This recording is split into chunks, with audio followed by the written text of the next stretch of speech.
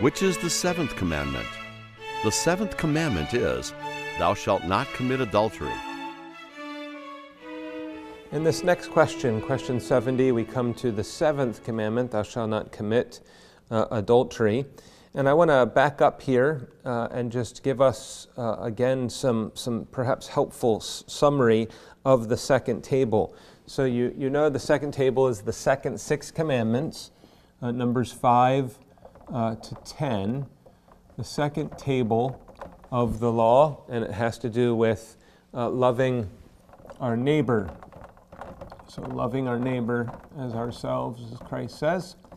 And I think it may be helpful for the children to kind of summarize in a word the essence of what each of the commandments in the second table pertain to. I did this with regards to the first table of the law. So I'm distilling things down into a single word for the sake of clarity. So it may be, in a sense, a little too limited, but it will at least enable us to get the idea here. And so I want to ask the question, what do each of these commandments regulate? So what do they regulate? And so we'll start with 5, 6, 7, 8, 9, and 10. What do each of these commandments regulate? And if I were to put it in a word, I would do it like this. Fifth commandment regulates authority structures. The sixth commandment regulates life. The seventh we'll call chastity, right, which has to do with purity. So the eighth commandment regulates property. The ninth commandment, truth. And the 10th commandment will say circumstances. It's dealing with our condition or the state in which God has placed us. So here we are in the 7th commandment, and if we use this one-word summary, it's regulating chastity.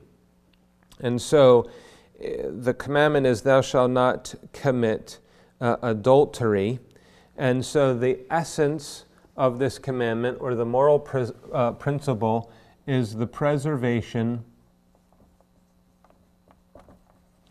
of chastity. Right? This is the moral principle.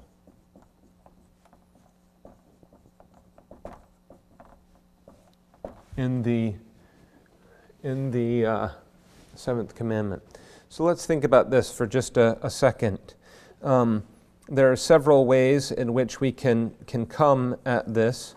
Jesus makes it clear to us that it applies not only to our actions, but also to our heart.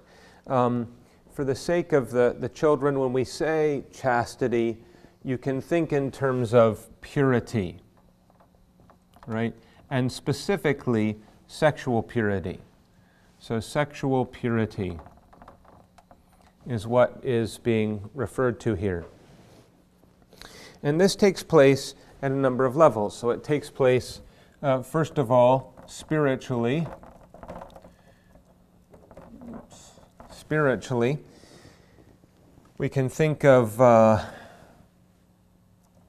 some negative aspects to it as well, but spiritually, what I mean by this is things like our mind, our emotions, things like our words, and our attitudes.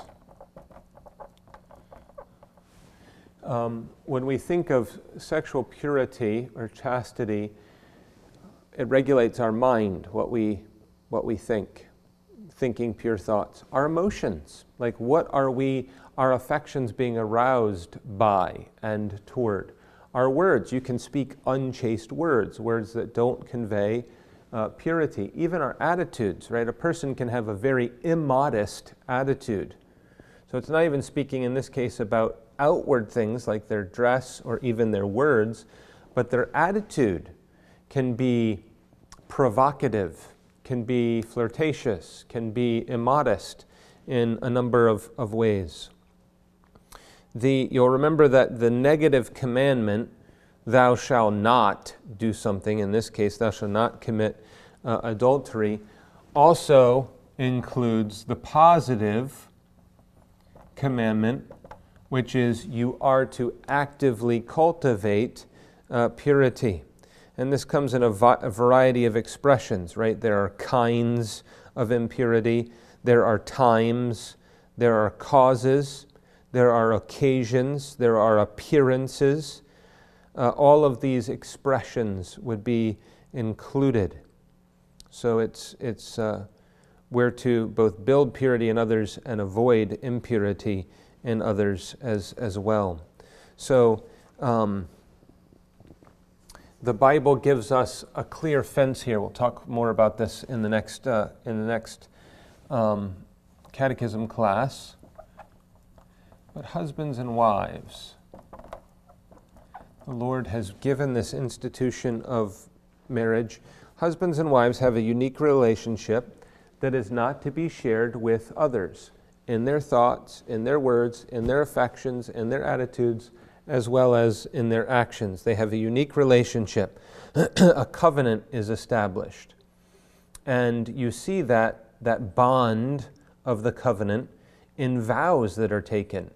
So you enter into the estate of marriage through vows that are lawfully taken and administered that establish, if you will, this covenant relationship. And the relationship brings with it both responsibilities as well as privileges and gifts. Now, there are many who think, okay, well then the seventh commandment only applies to husbands and wives. And that's not the case at all. There is a comprehensive application. A comprehensive application. It applies to children. It applies to singles. It applies, yes, to those who are married, those who are divorced, those who are widowed, and to everyone else. So what we see and what we think and what we feel and what we hear and what we do.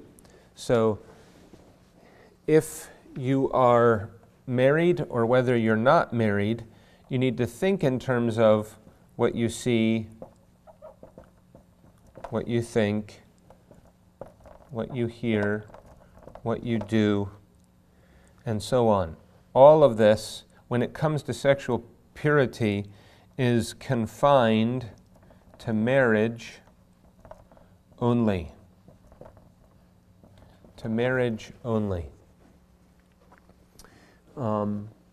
Now, one of the threats that we face in this particular area is the growing influence of things like pornography. So we have the invention of the internet, and with it, limitless access with merely the click of a mouse to all sorts of impurity and images and so on. And if the statistics which I have read are right, the pornography industry has a bigger presence on the internet than anything else.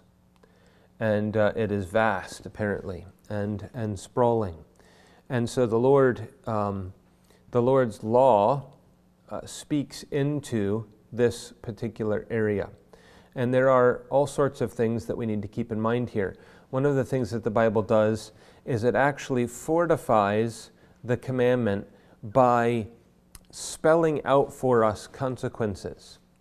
And this is often what happens, right? You have the eye gate, right? A person's eye, and this is what they see. But the Bible tells us that leads to the heart, and actually it goes vice versa. Out of the heart comes adulteries and so on. leads to the eye. And so we need to be very conscious of this. In the book of Proverbs, for example, in chapters 5, 6, 7, 8, there's material that the Lord provides for our wisdom. And he says, think about where this sort of lack of chastity leads.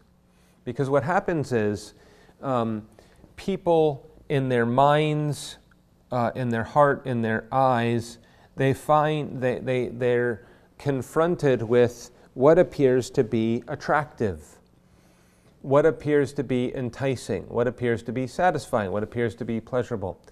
And the Bible says, don't just look on the surface, right? Here's a particular thing, but you're actually to look beyond. Where does this lead? You're to look beyond it to where it goes. And the Bible tells us very clearly in the book of Proverbs that lust leads to the grave. It leads to hell. It leads to poverty. It leads to the destruction of your life. It leads to the undermining of social structures and of all sorts of other things. And so instead of looking merely at the surface of something, here is something that may be enticing to the sinful, wicked flesh. The believer is to look beyond that and say, what's not just on the surface here, but where exactly does this lead? Where does it go? And those who respond to that enticement are drugged down into the abyss. And so we need to see that. If you look at an apple and you think, well, it's beautiful. But one time with the children, I took an apple, I cut it in half, and I dug out the middle, and I filled it with mud. And then I put the apple back together, and I put like little wooden toothpicks in so you couldn't see it. It looked like the apple was whole. It looked great. You think, wow, this is a shiny apple. It looks really delicious. It looks like it'd be very enjoyable to eat and so on. But then, boom, you open it up, and there's all this nasty mud, dirt on the inside. And that's what the Lord's teaching us. He's showing us the reality of sin. Whatever the devil brings to us by way of pleasure is always a lie. It is always, always a lie. Always leads to something that is destructive and dishonoring to the Lord and degrades our own souls. And so we're to be conscious of that. We're to see what's real, not just what is pretend on the surface, because we're to be guarding our hearts. And the fact is that those who engage in open scandal in the area of sexual impurity, it never begins there. People become comfortable with little compromises. And so they entertain unchaste thoughts, they allow some unchaste words, they have exhibited unchaste attitude, they're exposed to lustful things, and they become acclimated to that wickedness. And then it enables them to take a step further, and then they become more acclimated to greater wickedness, until ultimately they're in positions where they're committing wicked, heinous sins against the Lord. No one jumps from the starting place to the end place overnight. It takes place in gradual steps. And it's important to realize, I think here, we're talking about loving our neighbor. You should distinguish between lust and love. Lust is entirely focused on what I get. Love is focused on what I give. It's a very important concept, in my opinion. Right? Loving our neighbor is giving, sacrificing, investing, blessing those who are around us. Lust is always interested in self. What am I going to get out of something? And so you can see again how the law of God is attached to the concept of love, of biblical defined love. Well, in the next two questions, we'll actually unpack this in some greater detail. But here in question 70, it says, what is the seventh commandment? The seventh commandment is, thou shalt not commit adultery.